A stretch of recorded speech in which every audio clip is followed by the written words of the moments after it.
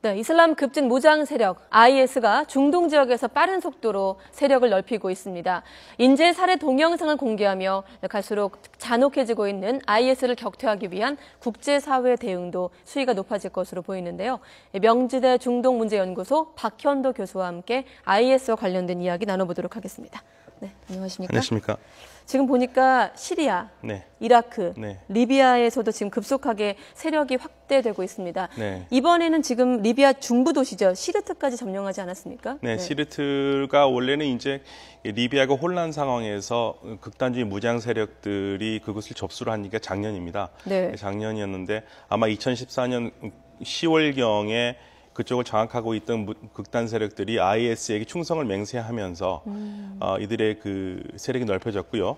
최신의 보도에 따르면 시리트에 있는 지역을 완전히 장악하겠다는 지금 보도가 나오고 있는데 리비아의 그 장관의 그 말에 따르면 약 400명에 이르는 튀니지, 예멘 출신의 무장 전사들이 시리트를 장악하고 시리트에 있는 컨벤션 센터를 사령부로 쓰면서 그 지역을 압박하고 있다고 지금 얘기가 나오고 있습니다. 네, 지금 IS 측에서도 이번 공격들이 IS 대원과 무슬림에 대한 공격을 시도하는 모든 네네. 이들에 대한 경고 메시지 이렇게 밝히고 있거든요. 네네. 앞으로 이를테면 보복 공격인데 IS 쪽에서 얘기를 하면 점점 더 거세질 가능성이 있을까요? 네, 지금 사실 보복이라는 게 뭐냐면은 이집트 그리스도교인들을 21명을 참수를 했고요. 네. 거기에 대한 이제 보복으로 이집트 군이 이들의 근거지라고 할 수 있는 다르나 지역을 폭격을 했거든요. 거기에 대한 반발로 지금 공격을 눈에는 눈, 이에는 이라고 하고 있습니다. 예. 근데 이들의 공격은 계속 지속될 수밖에 없을 겁니다. 그들은 항상 맞불 공격으로 자신들의 존재를 과시하기 때문에요. 계속될 가능성이 있습니다. 그러면 이제 일반 시청자 입장에서 궁금한 것이 네. 앞서 말씀하셨을 때 이제 네.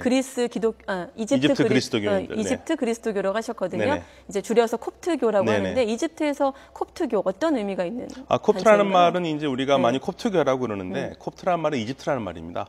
이게 그리스어에서 그렇게 불렀고 아랍어에서 꿉트가 되고 이제 라틴어에서도 그렇게 불러서 콥트가 이집트란 뜻이군요. 네네, 그렇습니다. 그래서 이집트 그리스도교인데요. 원래 그리스도교가 처음 생성되었을 때 알렉산드리아라는 이집트 지방의 중요한 도시죠. 거기에서 있었던 오래된 교회 이름입니다. 그래서 이집트 그리스도교인들을 콥트라고 불렀는데 지금 그리스도교는 다른 건 하나도 없는데 5세기경에 그리스도교인들끼리 다소 신학적인 견해 차이가 있습니다. 예. 그러니까 완전한 인간이시면서 완전한 신이신 우리 예수님을 어떻게 볼 것인가에 대한 의견의 차이로 쉽게 말씀드리면 지금 현재 그리스도교는 예수님의 신성과 인성이 이렇게 붙지도 않고 떨어지지도 않고 하는 그 예수님 안에 있다고 믿는데 예. 이집트 그리스도교인들은 그게 하나로 돼 있다고 믿습니다. 그거란 신학적인 차이밖에 없습니다. 나머지는 그렇군요. 믿는 건 똑같습니다. 그래서 이집트 IS가 그 콥트교도 21명을 참수했다고 하자 네네. 이집트가 보복 공격에 그렇죠. 나선 것이다. 이렇게 네네. 요약할 수가 있겠는데 네. 지금 IS의 이를테면 새 확산을 지켜보면서 국제사회 전반적으로 위협감을 느끼고 있거든요. 네네. 하지만 특히나 지중해를 사이에 두고 있는 나라, 이탈리아 같은 나라들은 더더욱 불안할 것 같은데 공포감이 상당할 것 같아요. 네, 그렇습니다. 왜냐하면은 이 IS가 있기 전에부터 이 이탈리아를 비롯한 유럽 국가들이 가장 두려워한 것은 바로 이 중동이나 아프리카에서 난민으로 유럽에 들어오는 사람들 때문에 그렇거든요. 예. 2013년 1년 동안 유럽으로 들어온 난민들이 6만 명입니다. 그런데 2014년 작년 1월부터 9월까지 들어온 사람들이 16만 5천 명으로 지금 추산되고 있습니다. 그럼 왜 이게 문제가 되냐면 일단 이들이 들어왔을 때 이들 가운데는 IS 전사들이 섞여 있을 가능성이 굉장히 크고요. 또 이들이 들어오면은 난민으로 인정이 되면은 이 유럽의 더블린 협약에 따라서 이들을 처음 받아들인 나라가 이들이 처음으로 땅을 밟은 나라가 이들을 받아들여야 됩니다. 가장 가까운 게 지금 이탈리아거든요. 이탈리아하고 그 리비아 사이에는 그 람페두사라는 섬이 있는데 그곳으로 많은 그 난민들이 몰려듭니다. 그럼 이탈리아는 지금 상황에서 어떤 식으로 대응을 그러니까 이탈리아는 어떻게 쓰는데 안 받으려고 노력을 했고요. 안 받으려고 노력을 했는데 지금 유럽 국가에서는 받으라고 계속하고 있는데 왜 이탈리아에서 안 받으려고 노력하냐면은 이들이 만약에 난민으로 인정이 되면 성인 1인당 이탈리아 정부에서 약 35유로, 그러니까 우리 돈으로 하면은 거의 4만 4천 원 정도를 식비랑 숙식을 제공해야 되고요. 예. 아이일 경우에는 45유로니까 거의 5만 5천 원, 6만 원입니다. 그러면 그 수많은 사람들이 들어왔을 때 이탈리아의 경제 재정은 압박을 받을 수밖에 없죠. 예, 그리고 이제 이들이 들어오면은 또 유럽의 쉥겐 지역에 따라서 국경을 마음대로 들어갈 수 있거든요. 그래서 이들이 또 이탈리아를 통해 가지고 다른 나라로 넘어갑니다. 근데 유럽에서는 지금 걱정이 되는 게 바로 그전에는 그런 문제가 없었는데 IS 문제가 불거지면서 또 IS가 우리는 유럽을 정복하겠다는 얘기를 했지 않습니까? 예. 바로 그 난민들 속에 끼어 있을 수 있다는 얘기죠. 실제로 그럼 리비아가 관문이 될 가능성도 있는 건가요? 그렇죠. 사실은 지금도 관문이 되고 있습니다. 왜냐하면 많은 유럽인, 많은 중동, 아프리카의 난민들이 그쪽을 통해서 들어오기 때문에요. 그렇군요. 네. 사실 IS라는 이 단체 이름, 최근 뉴스에 가장 많이 등장하는 단어지만 제 기억엔 예전에는 한 IS라는 이름으로 또 활동한 단체도 있었던 네네. 것으로 기억을 하거든요. 언제 조직된 어떤 단체인지 좀 요약 설명해 주시죠. 네, 알자르콰이라는 요르단의 무장 전사가요.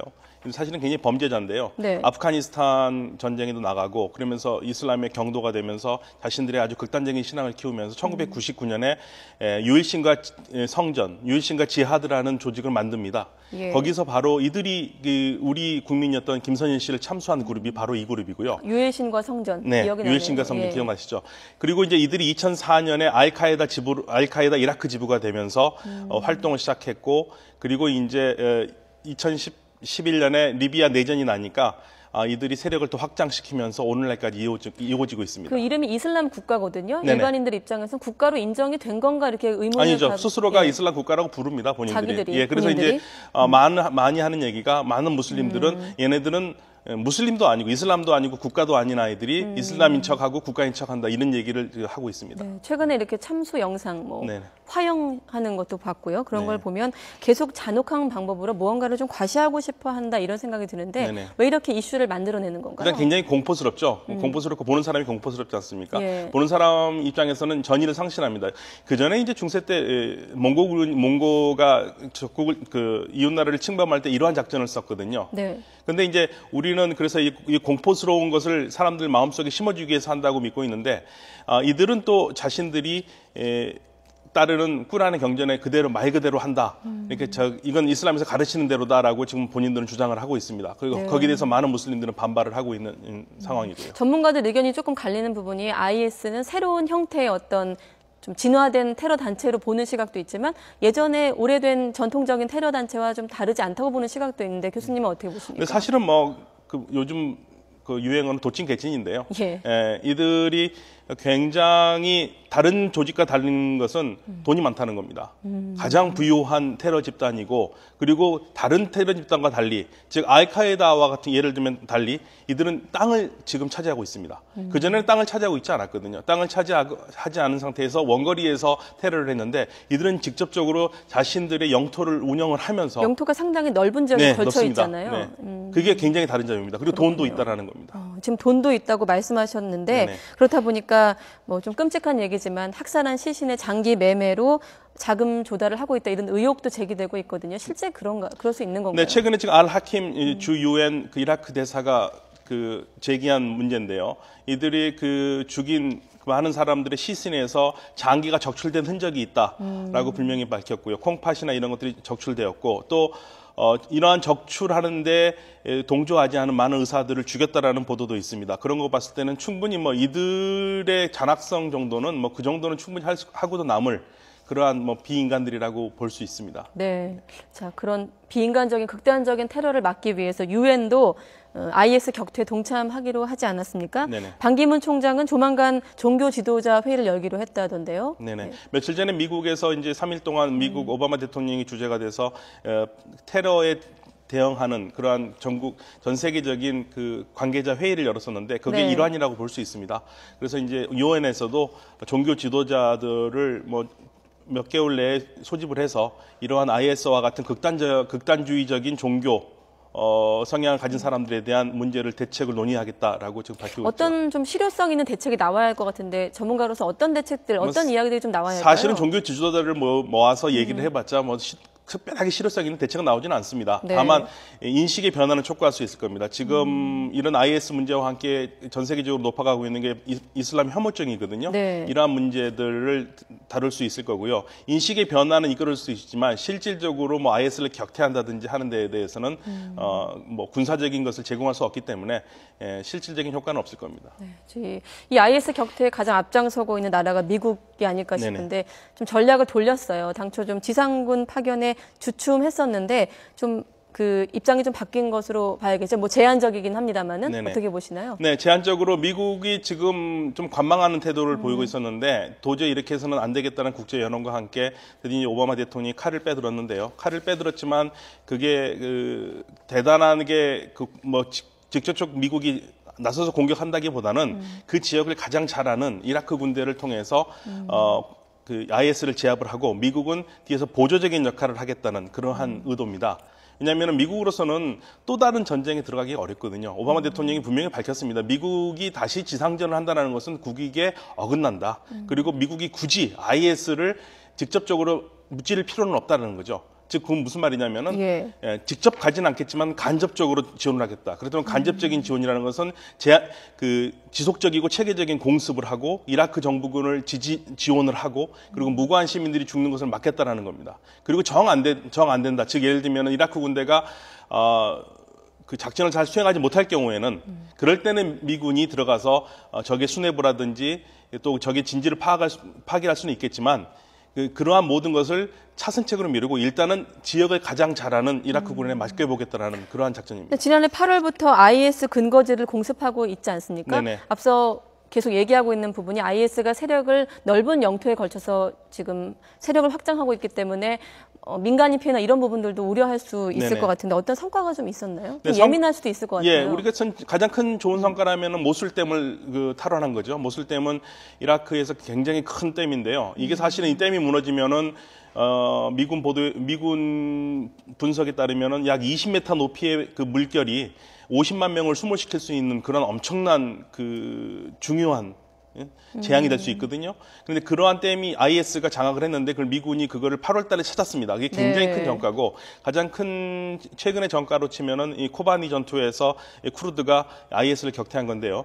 지금 IS가 장악하고 있는 지역을 좀 쉽게 말씀드리면 우리 남한 크기의 60%를 장악하고 있습니다. 그리고 이들이 장악하고 있는 곳에서 지금까지 지난 8월부터 공습을 통해서 뺏은 땅이 연합군이 뺏은 땅이 우리나라로 치면 강원도 양구 정도 크기의 땅을 지금 찾았거든요. 비록 굉장히 적은 땅이지만 그래도 공습을 통해서 이들의 무력을 많이 약화시켰기 때문에 앞으로 향후 계속 지속된다면은 좋은 결과가 나올 거라고 생각합니다. 네, 뭐 UN 차원이건 뭐 미국을 통한 뭐 이집트를 활용한 뭐 그런 차원이건 IS와의 전쟁, 뭐 격퇴라면 격퇴할 수 있을 것 같은데요. 그런 부분들은 앞으로 어떻게 전개될 것으로 끝으로 전망하시는지. 네, 지금 미국이 이례적으로 모술 탈환 작전을 하겠다고 지금 발표를 했습니다. 투입하는 병력이 약 2만에서 2만 5천이고요. 물론 현지 지역군들이죠. 그리고 IS가 지금 모술에 있는 병력은 약 1,000에서 2,000입니다. 약 10배 정도 차이가 나고 화력 같은 데서는 뭐 상대가 안 되겠죠. 다만 이제 이라크 군들이 시가전에 아직까지 능력이 많이 없고 또 이라크에서는 종파 분쟁에 있어서 정부군의 주축이 시아파 무슬림인데요. 순니파 무슬림들이 과연 옆에서 같이 잘 싸워줄 수 있을까 하는 우려는 있습니다. 이 두 가지만 잘 된다면은 즉 시가전 문제와 종파 간의 협력만 잘 된다면은 제 생각에는 라마단 이전, 6월 이전에 시작될 공습에서 모술을 탈환하고 향후 IS를 완전히 이라크에서 몰아내는데 올 말까지 미국의 계획대로 될 가능성이 굉장히 있다고 봅니다. 앞서 기점을 6월로도 보셨고 뭐 올 연말도 잡고 계시는데. 네, 그러니까 6월 17일경에 이제 라마단 한 달 동안 단식 기간이 들어가거든요. 이제 그때 들어가면 전쟁하기 힘듭니다. 그러니까 그 전에 해야 되고요. 그러니까 빠르면 3, 4주 준비가 되면 늦어도 5, 6주 안에는 공격을 시작된다고 지금 미군에서 얘기를 하고 있습니다. 추이를 지켜봐가면서 신중하게 대응하는 게 나을까요? 아니면 좀 착착착 좀 신속하게 진행하는 게 나을까요? 일단은 모술은 공격을 해야 되는 게 맞죠. 근데 다만 지금 미국이 걱정하는 것은 이라크군이 준비가 잘 된다면은 라마단 이전에 할 거고 준비가 안 된다면 라마단 이후로 미룰 수밖에 없거든요. 그런데 지금 미국의 계획은 올 연말까지는 어떻게 쓰든지 이 IS를 이라크에서 완전히 몰아내는 것을 목표로 하고 있는 것 같습니다. 네, 알겠습니다. 명지대 중동문제연구소 박현도 교수와 함께했습니다. 잘 들었습니다. 네, 감사합니다.